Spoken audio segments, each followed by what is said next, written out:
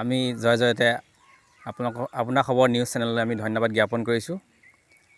আমি আমাৰ 33খন গাঁৱৰ ভিতৰত আমাৰ লালুককে ধৰি এফালে আপোনাৰ হাৰমতিকে ধৰি আমাৰ বৃহত্তৰ শান্তিপুৰৰ পৰা ধৰি আপোনাৰ এফালে ঢেকীয়াজুলি অঞ্চলকে ধৰি আমাৰ এই 33খন যি গাঁৱে আমি সোণালী বৰ্ষৰ আয়োজন কৰিছোঁ।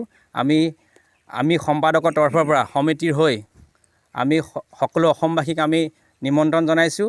এই আমাৰ সোণালী বৰ্ষত যাতে তেখেতসকল আহি আমাক সহায় সহযোগিতা কৰি আমাক উৎসাহ দিয়ে। আমি নৱপ্ৰজন্ম সঁচাই আমাৰ উপৰোক্ত মূল সমিতিৰ সম্পাদকে আমাক কৈ গৈছে। সেয়েহে আমি কম বয়সতে ভাগৱতৰ লগত জড়িত হ'ব বিচাৰিছোঁ যিমানখিনি পাৰোঁ। আৰু আমি এটা অনুষ্ঠান ৰাখিছোঁ।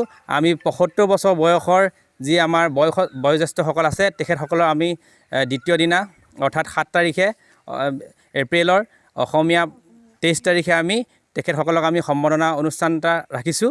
সেয়েহে সেই ক্ষেত্ৰত সকলোকে আমি সহায় সহযোগিতা কৰিবৰ বাবে অনুৰোধ জনাইছোঁ। কৃষ্ণ আমাৰ 6 এপ্ৰিলৰ পৰা আমাৰ সোণালী জয়ন্তী আৰম্ভ হ'ব। আমাৰ ইয়াত 33খন গাঁও আছে, 33টা খেল আছে। আমি 33খন গাঁৱে মিলি আমি সোণালী জয়ন্তী বিভাগ উদযাপন কৰাৰ আমি চেষ্টা কৰিছোঁ। আৰু আমাৰ এই অনুষ্ঠানটি আমাৰ 70 চনতে জন্মগ্ৰহণ কৰা হ'ল যদিও আমি 73 চনৰ পৰা ইয়াৰ আমি পাইছোঁ, মানে লিখিত ৰূপটো পাইছোঁ। সেইকাৰণে আমাৰ এতিয়া 50 বছৰ হোৱাৰ কাৰণে আমি সোণালী জয়ন্তী উদযাপন কৰিছোঁ। আৰু আপোনালোকৰ জৰিয়তে আমি সমূহ অসমবাসীলৈ আমাৰ এটি প্ৰাৰ্থনা যে সকলোৱে যেন আমাৰ জাতি ধৰ্ম বৰ্ণ নিৰ্বিশেষে সকলোৱে ইয়াত অংশগ্ৰহণ কৰে। আৰু আমাৰ এই 4 দিনীয়া কাৰ্যসূচীত প্ৰথম দিনা আমাৰ মাজুলী আউনীআটী সত্ৰৰ শ্ৰী শ্ৰী পীতাম্বৰদেৱ গোস্বামী তেখেত আহিব। তেখেতে ভাগৱতৰ ওপৰত ব্যাখ্যা আগবঢ়াব।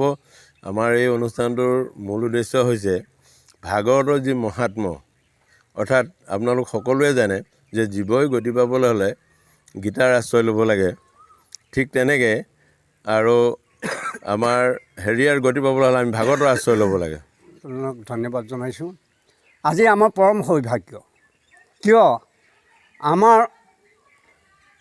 অসমীয়াৰ মাজত, হিন্দুৰ মাজত এটা পৰম্পৰা আমাৰ হ'ল ভাগৱত গীতাই হ'ল মূল ভেটি।